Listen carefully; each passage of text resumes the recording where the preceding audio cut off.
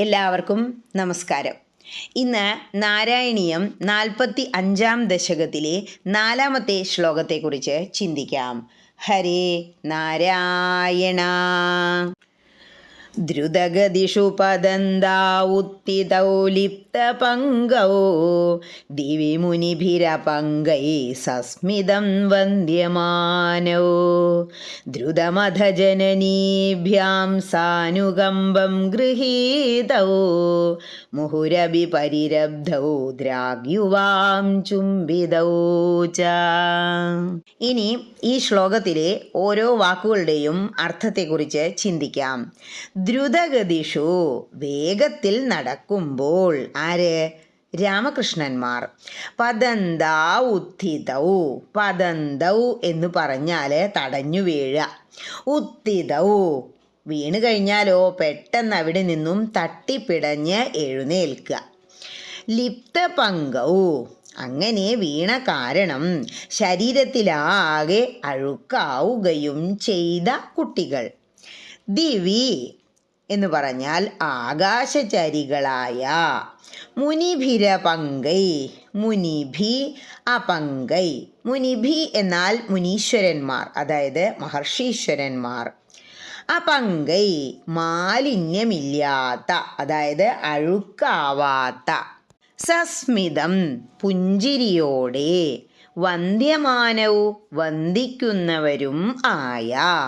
ദ്രുതമധ, അധ ദ്രുതം, അപ്പോഴേക്കും വേഗത്തിലോടിയെത്തി. ആര്?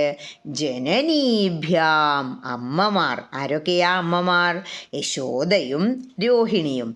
സാനുകമ്പം, അനുകമ്പയോടെ. ഗൃഹീതൗ, കുട്ടികളെ അങ്ങോട്ട് കടന്നെടുത്തു. മുഹുരഭി പരിരബ്ധൗ, എടുത്ത ഉടനെ തന്നെ അണച്ചു പിടിച്ച് തെരുതെരെ അങ്ങോട്ട് എന്താ ചെയ്ത്? ചുംബിതൗ ച, ചുംബിക്കുകയും ചെയ്തു. എങ്ങനെ? ദ്രാഗ് യുവാം, ആ അഴുക്കൊന്നും തുടച്ച് കളയാതെ തന്നെ രണ്ടുപേരെയും അമ്മമാർ തെരുതെരെ ചുംബിച്ചു. ഇനി ഈ അർത്ഥങ്ങളെല്ലാം മനസ്സിൽ വച്ചുകൊണ്ട് ആ ശ്ലോകം ഒന്നുകൂടി ചൊല്ലി നോക്കണം. എന്താ പറയണേ?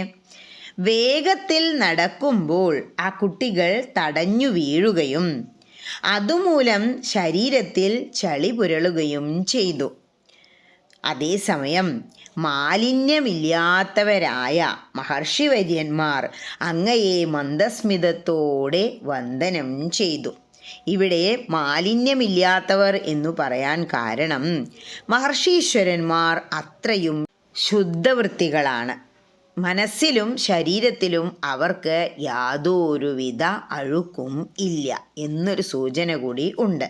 അതേസമയം ഓടിയെത്തിയ അമ്മമാർ, അതായത് യശോദാമ്മയും രോഹിണിയും, ഭഗവാനായ ഉണ്ണിക്കണ്ണനെയും ജ്യേഷ്ഠനായ ബലരാമനെയും അവരുടെ കരങ്ങളിലെടുക്കുകയും ആ മാലിന്യങ്ങൾ തുടച്ചു കളയാതെ തന്നെ ആലിംഗനം ചെയ്യുകയും ചെയ്തു.